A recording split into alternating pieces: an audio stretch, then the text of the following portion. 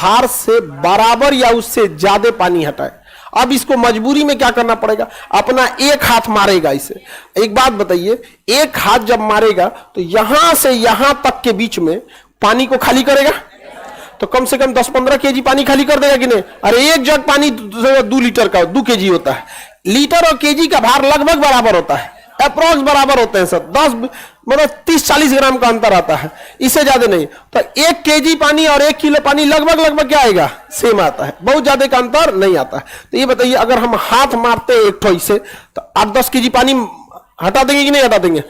ऐसा हटा देंगे। अगर नहीं फील होता है तो तालाब में जाइएगा, एक बार इसे पानी मारिएगा, देखिएगा कितना पानी हटा देते हैं। तो पानी हटा देंगे कि नहीं हटा देंगे? हटा देंगे। तो कुछ पानी और हटेगा, फिर दूसरा हाथ मारेंगे, कुछ पानी और हटेगा, पैर मारेंगे, कुछ और हटेगा, दूसरा पैर मारेंगे, कुछ और हटेगा। हटेगा कि नहीं हटेगा? ऐसे करके मारेंगे तो हटेगा कि नहीं हटेगा? तो मान के चलिए एक हाथ से 10 केजी हटाया, तो दूसरे हाथ से भी 10, पैर से 15, इस पैर से भी 15, तो दोनों हाथ मिला के 10 + 10, ये हाथ हो गया। अब पैर से 15 + 15 कितना हो गया? ये हो गया 30, 20, 50, 30, 20, 50, आइए 75 हटाया। अब ये ससुरा डूबे करेगा, ये 75 केजी हटाया, अब ये डूबे करेगा। यही वजह है कि हम पानी में जाने के बाद तैरने में बहुत टाइम लगता है। पानी में जाने के बाद तैरने में अभी भी इसको कितना करना है, 5, अभी भी इसको 5, तो गर्दनवा ऊपर नीचे करेगा। इसे गर्दन भी पानी में ऐसे ऊपर नीचे किया जाता है, देखिए गर्दन। तो जब गर्दन ऊपर नीचे करेंगे तो ये तो ससुरा अकेले इतना बड़का एगो बाल्टी है। गर्दन समझिए ना, बाल्टी बराबर है कि नहीं? एक बार ऊपर नीचे किया तो एक बाल्टी बराबर पानी हटा दिया। अगर पानी गर्दन या कंधा और गर्दन की मदद से 5 केजी और हटा दिया, काम बन गया कि नहीं बन गया? तैर जाएगा। यही रीजन है कि जो जलीय जीव होते हैं उनके उंगलियों के बीच में मांस होता है। बत्तख को देखिएगा, बत्तख देखे हैं, उनमें उंगलियां नहीं होती है, उंगलियों के बीच में फ्लैप होता है, देखे हैं, मांस भरा होता है। क्यों? क्योंकि जब हम ऐसे हाथ से पानी हटाते हैं ना तो कुछ पानी इधर इधर से निकल जाता है। तो उसका बाय नेचुरल बत्तख का ऐसा बनाया जाता है कि ज्यादा से ज्यादा पानी को क्या कर सके, हटा सके, ज्यादा से ज्यादा पानी को हटा सके। और जब ज्यादा से ज्यादा पानी हटाएगा तो अपने भार से ज्यादा पानी हटाएगा। तो जब आप तैरने जाते हैं तो यही कंडीशन हो जाता है कि आप रहते हैं 80 केजी का, अब पानी हटता है 70 से 75, आप हो जाते हैं, डूब जाते हैं। और कहते हैं अतनी से तैर गए थे हम। धीरे धीरे प्रैक्टिस करने से आपको हाथों का एंगल समझ में आएगा कि ऐसे कर रहे थे तो पानी कम हट रहा था और ऐसे कर रहे थे तो पानी ज्यादा हट रहा था।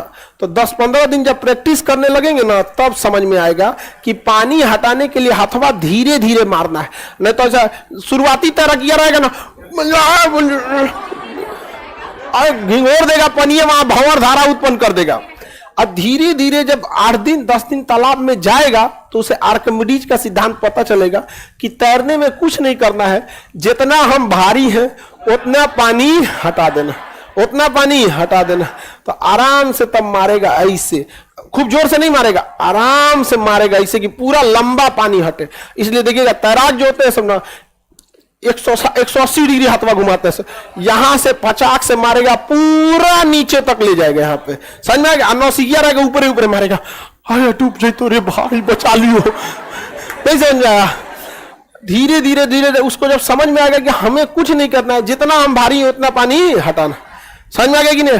और भी तरीका है हटाने के लिए, पानी जितना आप भारी है उतना पानी हटाने के लिए कई तरीके हो सकते हैं। जैसे देखिए हम जितना एरिया है इतना तो घूम रहे हैं, एक काम करते हैं, एक ऐसा चीज अपने साथ बांध लेते हैं ना जिससे मेरा एरिया बढ़ जाए, ऐसा चीज बांध ले जिससे एरिया बढ़ जाए, लेकिन वो पानी ना सोखे। मैं तो सोचा पानी सोख लेगा तो हमसे बंध जाएगा, मेरा टोटल वेट क्या हो जाएगा, बढ़ जाएगा। तो अगर हम एक गद्दा बांध ले, वाटरप्रूफ गद्दा, ट्यूब या टायर, ट्यूब या टायर, तो हमारा एरिया बढ़ा देगा। तो जो हाथ हटा, हम भांज के हाथ पानी हटा रहे थे वो ट्यूब बांध लेंगे तो एरिया ज्यादा हो जाएगा।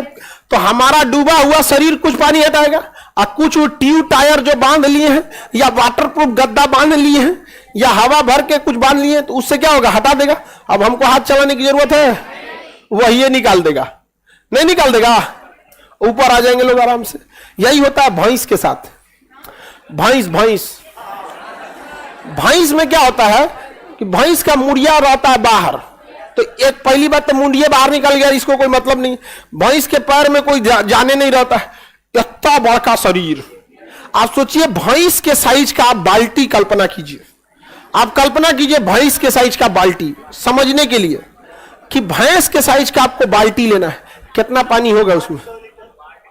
पानी टंकी हो जाएगा वो बाल्टी नहीं, पानी टंकी हो जाएगा। इसका मतलब भैंसिया जैसे पानी में कूदती है, एक बहुत बड़े मात्रा में पानी अपने साइज की वजह से निकाल देती है, साइज की वजह से निकाल देगी। भैंस रहेगी 2 कुंटल की, अब पानी निकालेगी 2.5 कुंटल, क्योंकि उसका बनावटे ऐसा है एकदम गोल टाइप का। समझ में आ गया कि नहीं आएगा? अब भैंस को तैरने की जरूरत नहीं, अब कूद गई उसमें, तैरने की जरूरत नहीं। अब कहीं गई बहुत आराम मिल रहा है, देहात में लोग कहेंगे गई भैंस या पानी में, अब वो निकलवे नहीं करेगी, उसको मजा आता है गर्मी में। समझ गया? कितना हल्ला करते रहेंगे ना, कल आएंगे, आज सैटरडे संडे है, छुट्टी यही मनाएंगे। कम दिमाग की होती है सब भाई, सब बहुत लेकिन सीधा होती है सब। वो तो बस खाने से मतलब रहता है। तो उसका नेचुरल बनावट ऐसा है कि वो ज्यादा से ज्यादा पानी को हटा सके, ज्यादा से ज्यादा पानी को क्या कर सके, हटा। तो तैरने का सिद्धांत समझ में आ गया, हमें अपने से ज्यादा पानी को हटाना। अच्छा, अगर हम 80 केजी के हैं और 80 केजी पानी हटाते हैं तो तैरेंगे कि डूबेंगे? ना तैरेंगे ना डूबेंगे, बीचवा में रहेंगे ना पानी के नीचे जाएंगे ना पानी के ऊपर रहेंगे। जैसे ये है, ये जितना केजी का है ना उतने पानी हटाया है। अगर ये कम हटाता, अगर ये कम हटाता तो डूब के चल जाता पेदी पे, और अगर ज्यादा हटाता तो ऊपर आता। तो जितना के हैं उतने पानी हटाएंगे तो अंदर अंदर तैरेंगे, और जहां अपने भार से कम हटाएं घपाक, भार से ज्यादा हटाए दिए तो ऊपर, और भार के बराबर हटाए तो अंदर अंदर। इसलिए शुरुआती तैराक जब पानी में उतरता है ना तो अपने भार से कम पानी हटा पाता है, और शुरू में उछल जाता है पेदी में। तो शुरू में जैसे वो सीखता है ना तो अपने भार के बराबर पानी हटा देता है, तो बड़ी खुश होता है कि भाई हम अंदर अंदर तैर ले रहे हैं, अंदर अंदर तैर ले रहे हैं। मतलब कहां तैर ले रहा है? अंदर अंदर, अंदर अंदर तैर ले रहा है। और उसके बाद और 10 दिन 12 दिन प्रैक्टिस करेगा तो एक्स्ट्रा पानी हटा देगा, कहे भाई हम तैर ले। तो अब ऊपर ऊपर तैर। आप में कितने को तैरने आता है? ज्यादातर को आता है? हाँ, जिनके गांव या शहर से नदी गुजरी रहती है ना, वो लोग तैरने में ज्यादा होते हैं, क्योंकि हम अपने माहौल से ही तो सीखते हैं। हम लोग लिट्टी चोखा खाना सीख गए, साउथ वाला इडली डोसा सीखता है, तो हम लोग अपने माहौल से ही सीखते हैं। हालांकि तैराकी जो है वो आना चाहिए, क्योंकि यह एक ऐसा हुनर है कि जिस दिन जरूरत पड़ेगा और आपको नहीं आता है तो सीधे मरिएगा। जैसे हमें खाना बनाने नहीं आता है तो जरूरत पड़ेगा, और सपोज कोई खाना बनाने वाला नहीं है या फिर रात हो गया है, दुकानें बंद है, तो भूखे सोएंगे। इससे ज्यादा क्या हो सकता है? और तो कुछ नहीं, मैक्सिमम वर्स्ट क्या हो सकता है? खाना बनाने नहीं आता है और लॉकडाउन लग गया, होटल वोटल सब बंद हो गया, भूखे सोएंगे, अगले दिन फिर मंगाएंगे। अब तैरने नहीं आता है, आधा घंटा बाद कोई आ रहा है, तब तो आधा घंटा में तो व्यवस्था हो चुका रहेगा। इसलिए ये एक ऐसा गुण है, ये आपको आना चाहिए, क्योंकि जिस दिन आपको इसकी जरूरत पड़ी और आपको नहीं आता है तो फिर आपको कोई दूसरा उठा के लेके जाएगा। समझ में आ गया? सबको ये तैरना आना चाहिए। खैर लड़की लोग को नहीं आता तो लड़की लोग जाइए, बहुत कम लड़की जानती है। अमूमन घर के लिए लड़की सबको बाहर और निकलने कम देते हैं लोग, तो कहां से तैरेगी वो? समझ में ना, उसको निकलने ही कितना देते हैं लोग, तैरे रहेगी उतना। हमारी दादी बुढ़ापा में बहुत तेज तैर लेती थी। हाँ, मेरी दादी का गांव, मेरी दादी जहां की थी एकदम खतरनाक गांव था। मतलब हम ये सोचते हैं कि जब दादी रही होंगी तो ये गांव तो एकदम जंगल रहा होगा, अभी भी अजीब गांव है वहां से। वो गांव में मतलब समझिए, उस गांव में वो खस्सी लाया गया था। खस्सी समझते हैं? उस गांव से एक तंदुरुस्त खस्सी था, तो एक आदमी हमारे मोहल्ले के थे, दादी के यहाँ गए थे तो कहे कि खस्सी हम लेते जाते हैं। उसे सोचा खस्सी इतना उजड़ गांव का था ना कि कभी ट्रक व्रक का हॉर्न नहीं सुना था, छत्ते पे खा रहा था कुछ, ट्रक वाला हॉर्न मारा ना तो कूद गया नीचे, बाप रे कौन सी मार दिया रे हॉर्न यहाँ पे। शहर का वाला सुना रहता है सब यहाँ पे, वो कभी नहीं सुना था। शहर में आके कंफ्यूजन हो गया, अरे यार कहाँ ले आ दिया हमको म्यूजियम में।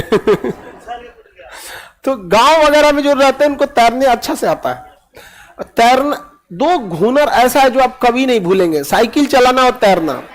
अगर आप एक बार सीख लेंगे ना, लाइफ में कभी मिलेगा चला देंगे साइकिल। बस शुरुआते में दिक्कत होता है। आइए को तो सोचो बीचवा में घुस के ऐसे चलाता है तो तू